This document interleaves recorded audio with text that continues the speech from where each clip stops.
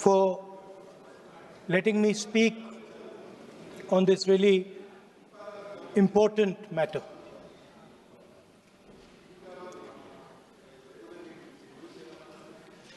Speaker, sir, have you ever wondered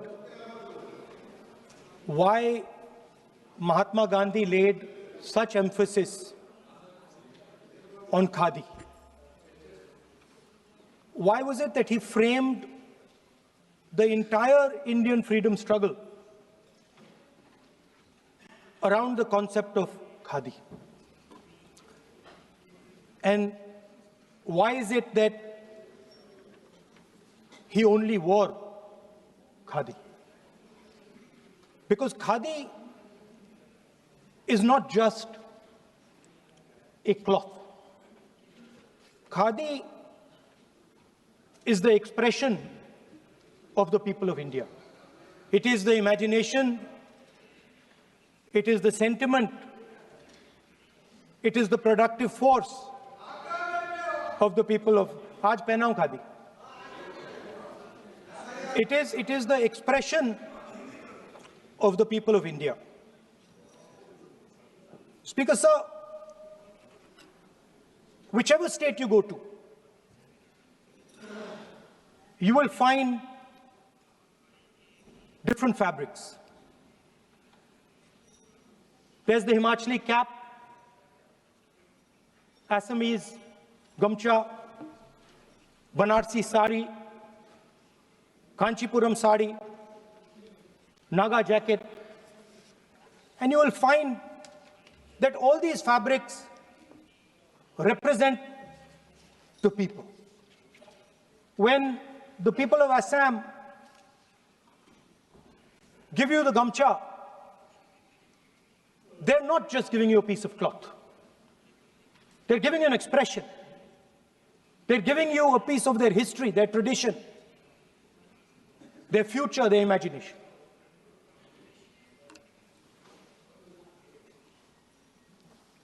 It's the same when the Nagas wear that jacket.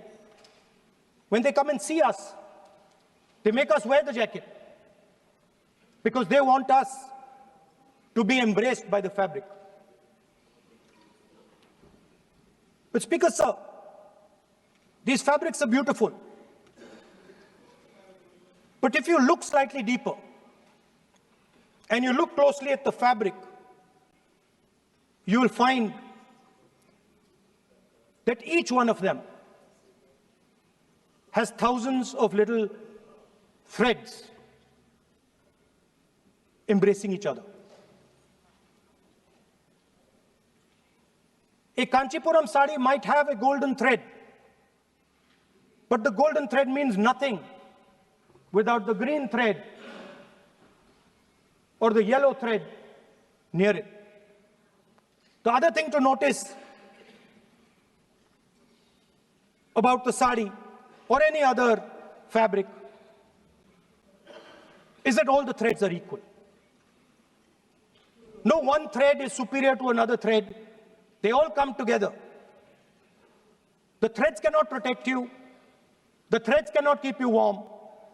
But when they come together as a fabric, they can keep you warm, they can protect you, they can express what you have in the heart. Speaker, sir, in the same way, our nation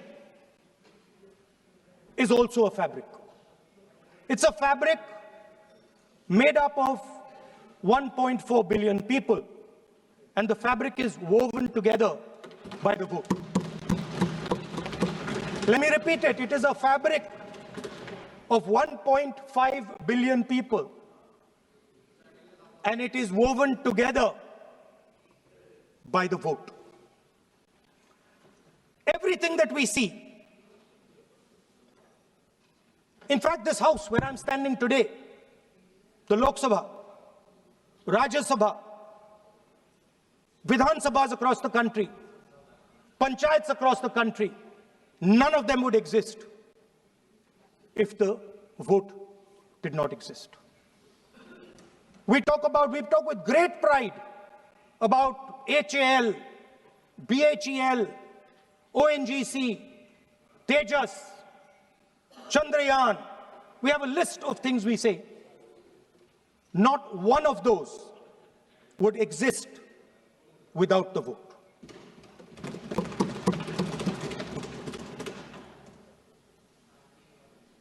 Speaker, sir, it is the idea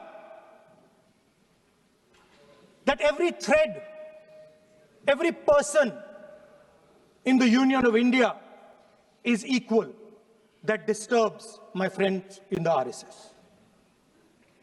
They are happy to see the fabric, but they cannot stand the idea that every single person in the fabric of our country, regardless of what religion they come from, regardless of what community they come from, regardless of what language they speak, should be equal. Because they fundamentally do not believe in equality. They believe in a hierarchy, and they believe that they should be on top of that hierarchy. Speaker, sir, on the 30th of January, 1948, 3 bullets pierced the chest of Mahatma Gandhi. Nathuram Godse assassinated the father of our nation. Today, our friends do not embrace him. Today, our friends have pushed him away. He's an uncomfortable truth. But that's not where the project ended. You see, as I said, everything has emerged from the vote. All the institutions have emerged from the vote.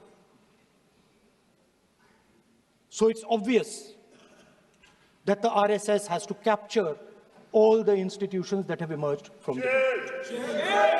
So the project, after Gandhiji's assassination, the next step of the project was the wholesale capture of India's institutional framework.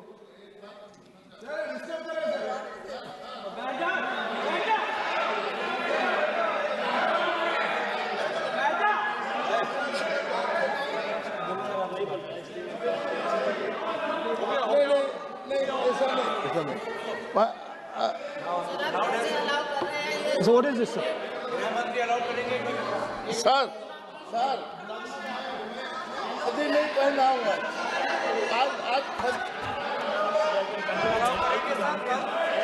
I'm doing, relax. मैं बुलाता हूँ। Please बैठिए। So, please.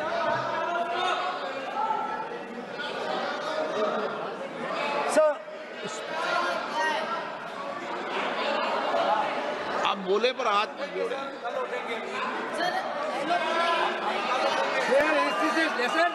Sir, these are uncomfortable truths, but they have to be spoken.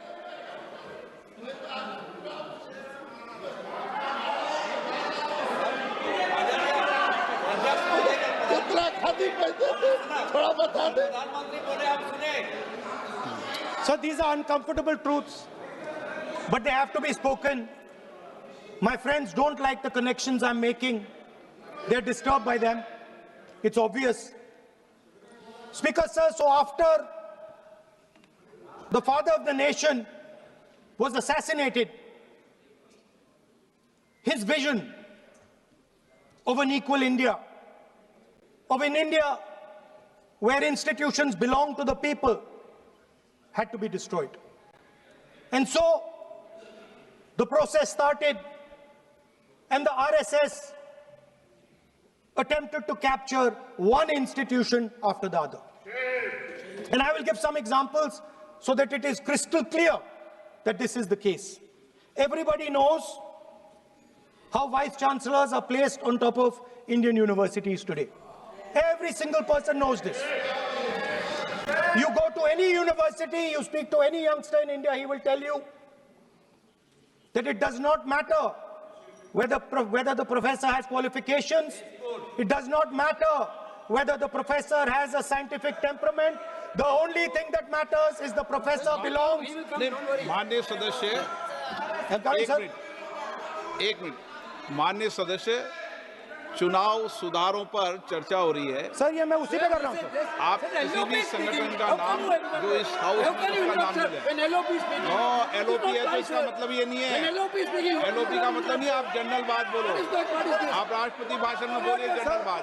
Sir हम लोग सुनना चाहते हैं। Sir speaker sir हम लोग सुनेंगे शांति से। हम लोग शांति से सुनना चाहते हैं और ये आप लोग सुनिए ना क्या कहना चाहते हैं। धमकी देंगे आप? हम लोग सुनने के लिए बैठा है। अभी तक नेता प्रतिपक्ष एक शब्द चुनाव सुधार पे अभी तक आया ही नहीं है। संसदीय कार्य मंत्री बोल रहे हैं। मैं स्पीकर का परमिशन से ही बोल रहा हूँ। हम सुनने के लिए बैठे हैं। अरे हम सुनने के लिए बैठे हैं। नेता प्रतिपक्ष चुनाव सुधार के लिए जो सुझाव देंगे सुनने के लिए तो हम बैठे हैं, लेकिन चुनाव सुधार को नहीं बोलते हुए कहा जो इस सदन से कोई वास्ता नहीं, जो संगठन उसका कहानी किसी और का बोलना ये कोई उचित नहीं है। समय बहुमूल्य है, समय का मर्यादा भी है। सबका सब यहाँ सुनने के लिए बैठे हैं और ये समय बहुत कीमती है, इसलिए हर एक पल अच्छा शब्दों का कोई अच्छा ज्ञान दे, सुझाव दे, सुनने के लिए हम लोग बैठे हैं। मेरा एक सीमित अनुरोध है नेता प्रतिपक्ष से, आप विषय पर ही रहिए। हम लोग सब बैठे हैं, गृह मंत्री जी भी सुनने के लिए बैठे हैं, लेकिन आप विषय पर नहीं बोलेंगे तो जो विषय तय किया गया है उसका क्या मतलब है। अगर चुनाव सुधार पर ही नहीं बोलेंगे तो फिर इतना समय सबका क्यों बर्बाद करना चाहते हैं नेता प्रतिपक्ष। Should I leave? Then you speak, Kiran. Should I leave? You speak, Kiran. You speak. What is it? You are parliamentary affairs minister. You are a parliamentary affairs minister. You are disturbing the lobby.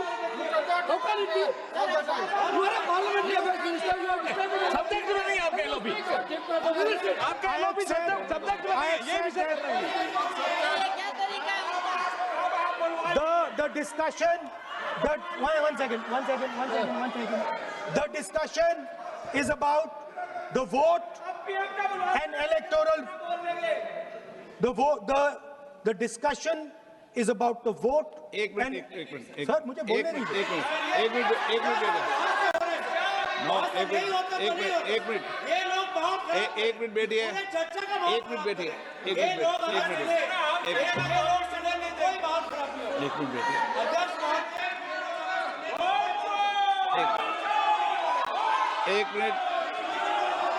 एक minute बैठिए।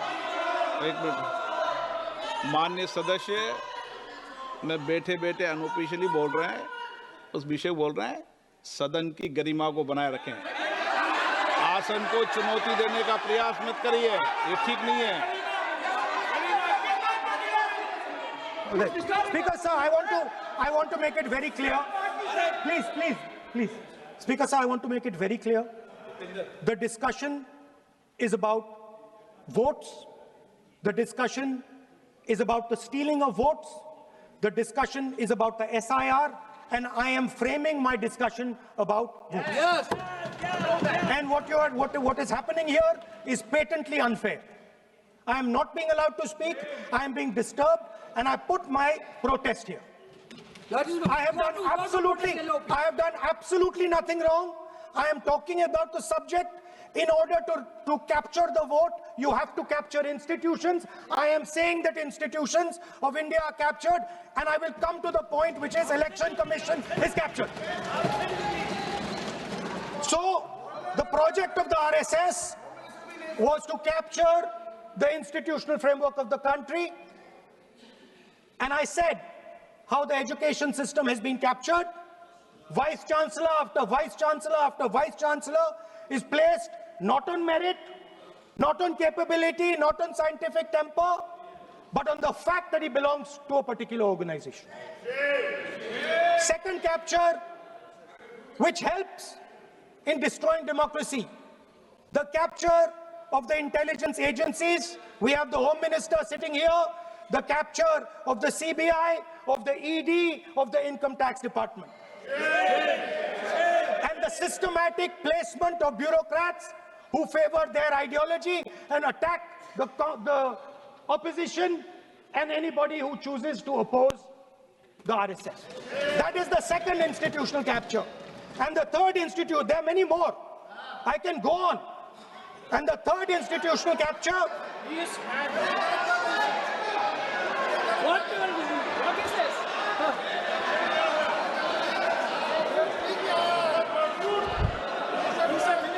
मानिए please मानिए.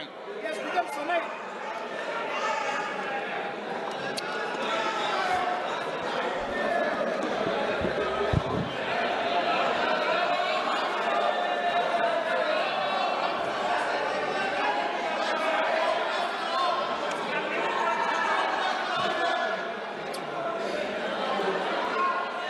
And the third election, the third capture of the institution that directly controls the election system of our country, the Election Commission. Now, I'm not saying this without proof. I have put forth adequate proof about how the Election Commission is colluding with those in power to shape the elections.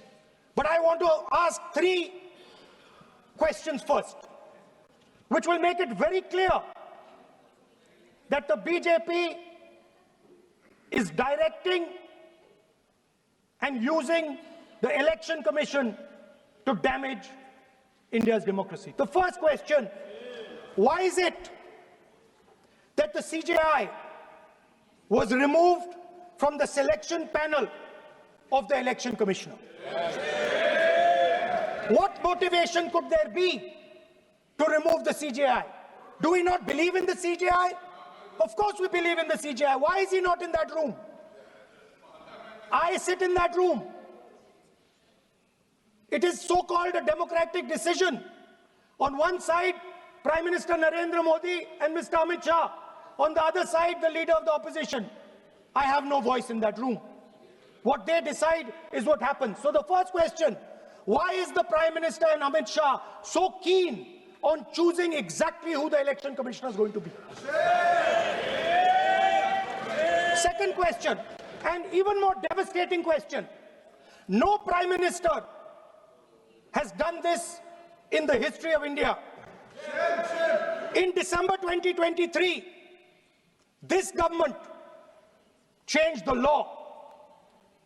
They changed the law to make sure that no election commissioner could be punished for any action they take while they are election commissioner. Yes. Immunity. Why would the Prime Minister and Home Minister give this gift of immunity to the election commissioner? Why would they need to give this tremendous gift that no Prime Minister has given ever before to the election commissioner? Yes. Mr. Shah is looking into the ceiling. Maybe he will answer this question when he speaks. And finally, why was the law with regards to CCTVs and the data that they contain changed? Why was a law put in place that allows the Election Commission to destroy CCTV footage 45 days after the election? What is the need? The answer given is it is a question of data. It is not a question of data. It is a question of stealing the election. Now, what is the result of this institutional capture? What is the result of controlling the Chief Election Commissioner and the Election Commission? First of all, we have a set of election campaigns that are tailored for the Prime Minister. 3-month, 4-month, 5-month long campaigns are taking place so that the Prime Minister's schedule can be fitted in to the program. Second, we have a Brazilian woman who appears 22 times on the voter list of Haryana. Please. No. 22 times this lady appears. एक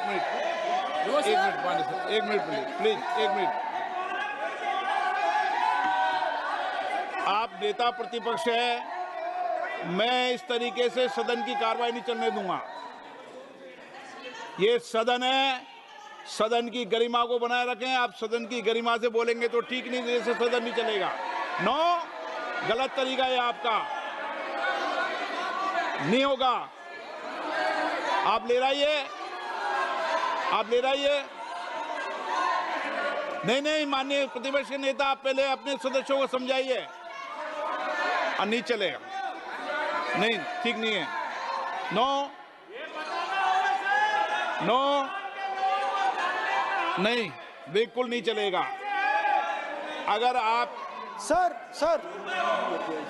माननीय प्रतिपक्ष के नेता, आप अपने सदस्यों को गरिमा समझाइए। सर, बट ये तरीका आप इतने सालों तक यहाँ पर हैं, ये तरीका उचित है क्या? सर, विरोध का तरीका होता है, लेकिन ये उचित तरीका नहीं है। तरीका इधर भी हो। नो, उधर का तरीका क्या है सर? नो, सबका तरीका उधर से होगा, उधर से भी बोलेंगे, इधर से बोलेंगे, सब जगह से बोलेंगे।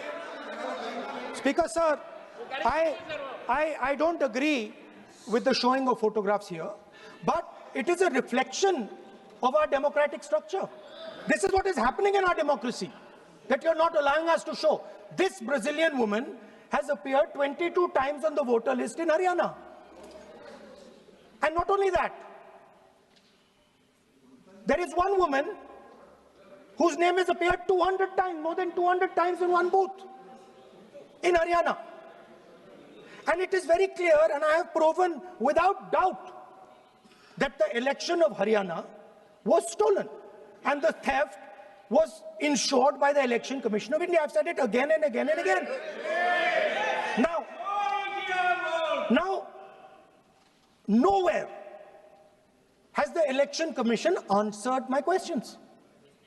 The Election Commission has not told me why this lady's picture has appeared on the polling list.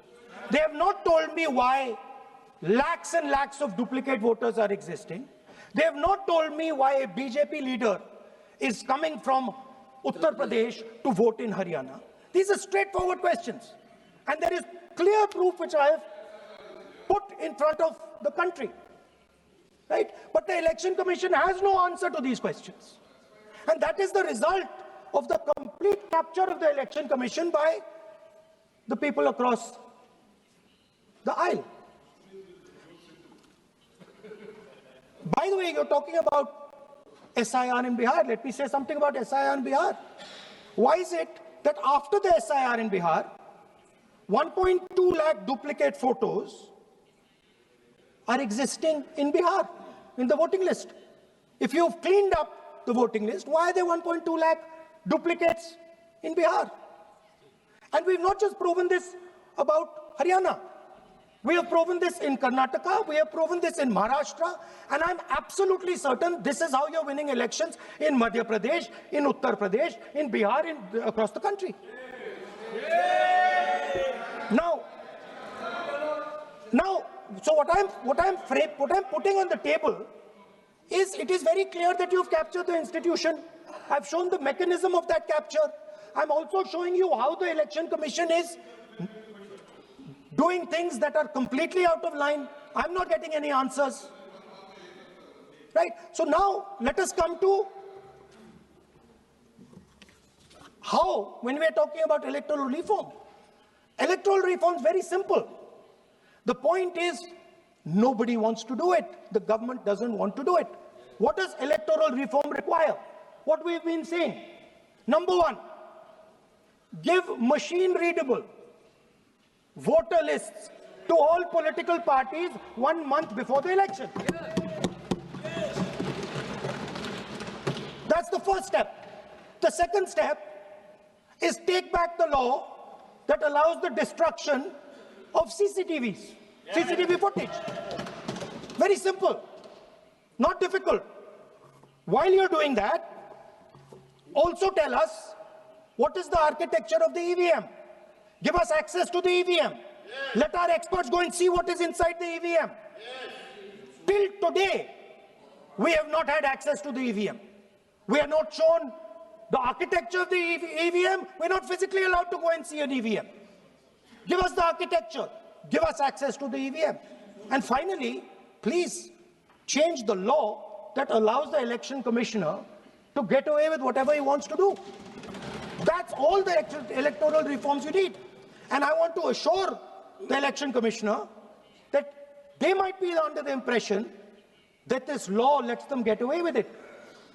Let me remind them, don't worry, we are going to change the law, and we are going to change it retroactively, and we are going to come and find you. Right? So this is the situation that the country is faced with. You know, everybody says to us, India is the biggest democracy. Actually, I was thinking today, we're not just the biggest democracy, we're the greatest democracy. And I'm not saying it just like that. I'm saying it, America calls itself the oldest democracy. But the democracy that weaves together the largest number of people, the largest diversity of people, the largest number of languages, the largest number of states is this. And so our most powerful asset, the thing that stitches together the entire concept of modern India, stitches together the fabric of modern India, brings people together, allows them to build this great nation, is being attacked by these people. They're destroying it. You know they're destroying it. I know they're destroying it, and they know they're destroying it. And I'd like to conclude by saying that the biggest anti-national act you can do is vote chori. There's no bigger anti-national act that you can do than vote chori. Because when you destroy the vote, you destroy the fabric of this country. You destroy modern India, you destroy the idea of India.